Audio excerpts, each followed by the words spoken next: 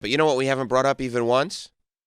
Kit Wilson. I mean, was that not the greatest thing? Like, I was like, if SmackDown should be all like this. Like, I was like, for something that it was really funny because Matt Cardona returning was obviously the headline of that segment. But I've got to tell you, like that Tron coming up and the new presentation of Kit Wilson, like, rules. And it almost like, you know what it feels like? It feels like in 2016. Hit me with a little of that, AJ. You know I need it. Ooh.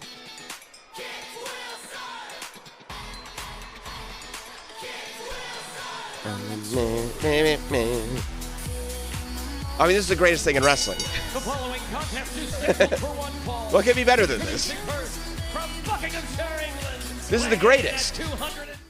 I don't want to hear about Unreal. This is the best. This is what makes wrestling great. If somebody came to me and they said, why do you watch that wrestling stuff? I go, what? I would show them Kit Wilson's entrance.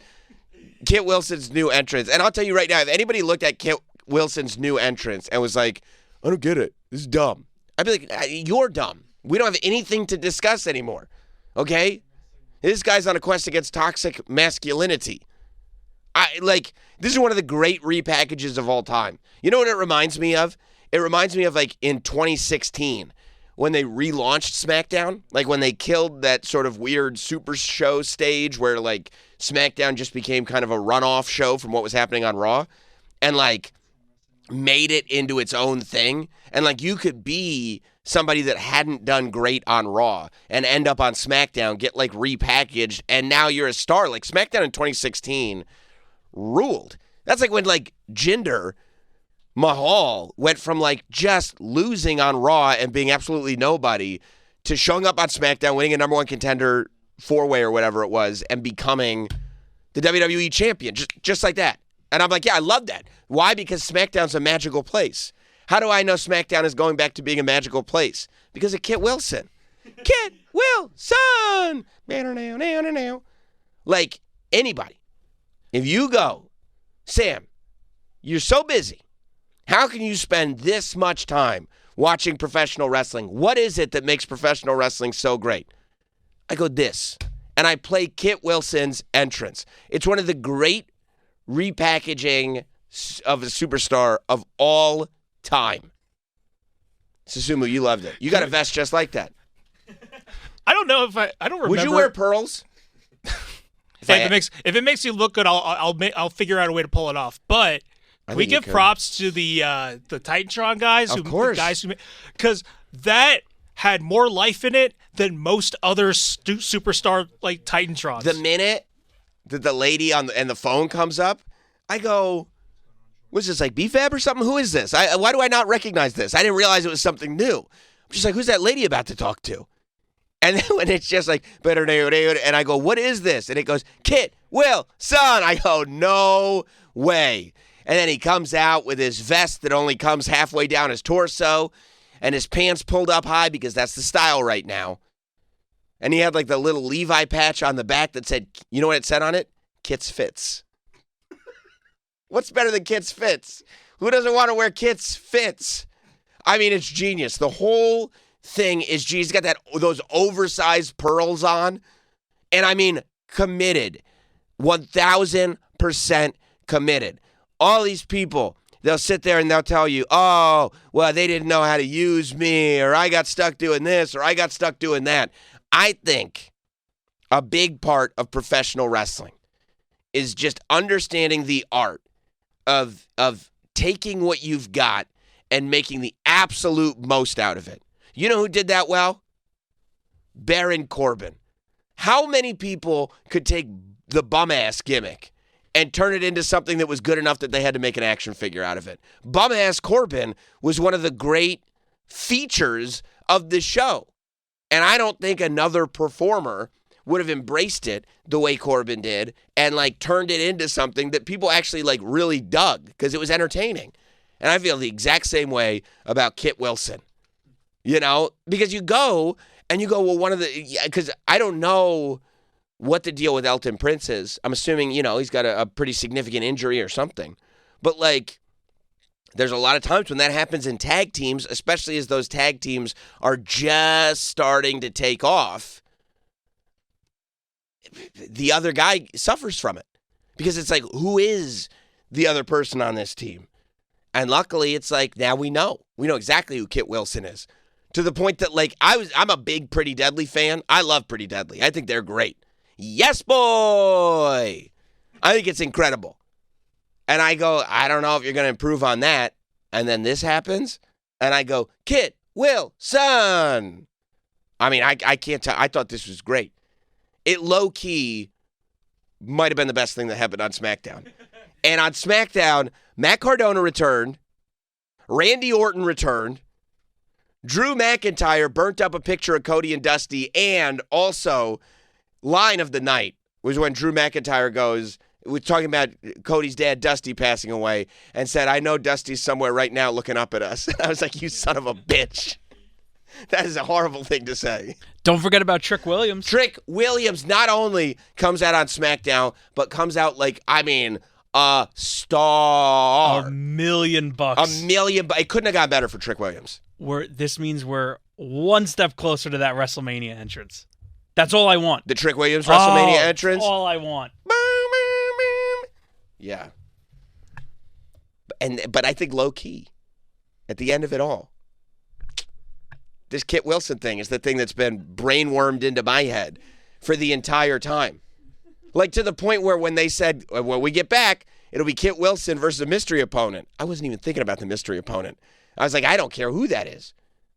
And then it turns out it was Matt Cardona. I go, oh, I care a lot about who that is now. But this entrance, I was like, this is unbelievable. It's amazing.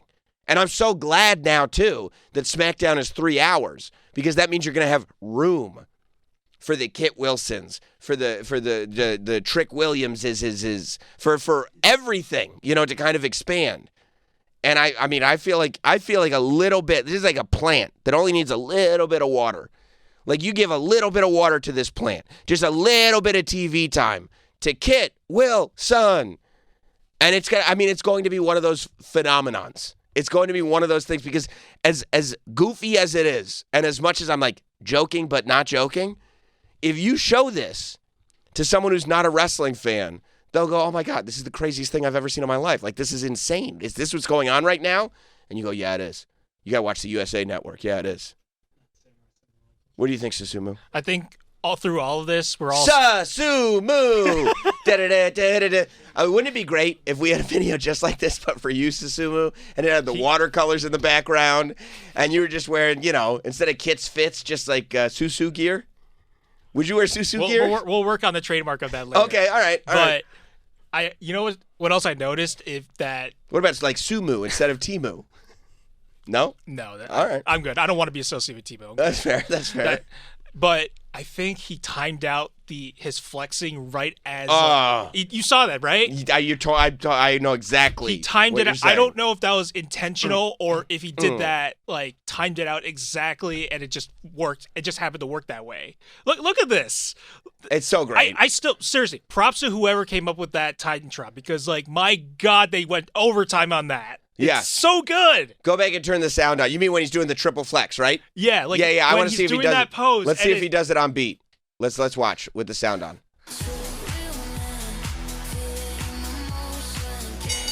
Oh, he totally did it on purpose. And it's perfect. He did the flex. If you're looking, he does this like triple flex up, and he goes like boom, boom, boom. But he did the flexes on Kit Wilson. Oh. You see, by the way, and I know I'm onto something, Cody, on his Instagram stories, you know how he signs the photos for all the venues to sell? He did one of his Instagram videos where he was signing the photos. It was the new Kit Wilson theme playing in the background. Oh, yeah. I'm telling you, dude, this is money. This is money. Also very easy for fans to just do that with him. Like 100 or boo it. Whatever. It's such an easy, instant reaction. Like, you instantly react to it. I don't think they're going to boo it. No. I think as soon as that lady comes up, about to get on the phone, it goes, they're going to be like, yeah, we get to see it in person. This is incredible. I mean, yeah, I hope I hope he saw this and, like, thought to himself, like, yeah, we nailed this. Because this is, and I also appreciate this. I appreciate it in film. I appreciate it in music. I appreciate it in professional wrestling, the greatest art form of them all. When somebody, like, goes outside the box to take a risk. Because, dude, if this falls flat on its face, oh, God, there's no coming back. Like, this is either a home run or like a strikeout where you spin around 3 times before you fall on the floor. It has the potential to be the worst thing you've ever seen, but it's just not. It's just the best. And I mean, like, yeah. I mean, I've been obsessed with it since he came out. You know, because like I said, I was a pretty deadly fan. And so I'm going like, oh, I hope they figure it out with Kit. Because he's been like, and all he's been doing really is like, he'll have those like little vignettes backstage where he's like anti-toxic masculinity or whatever. And he ends up, you know, getting beat up or he's in Nick Aldis's office. Like there hasn't been this sort of like, okay, here's the big push. Here's the direction that we're going. Let's go for it. Like that hasn't happened.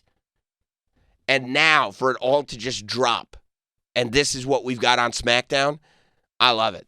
Like, I'm tuning in to Berlin SmackDown because I want to see 3 stages of hell, and I want to see Kit Will Son.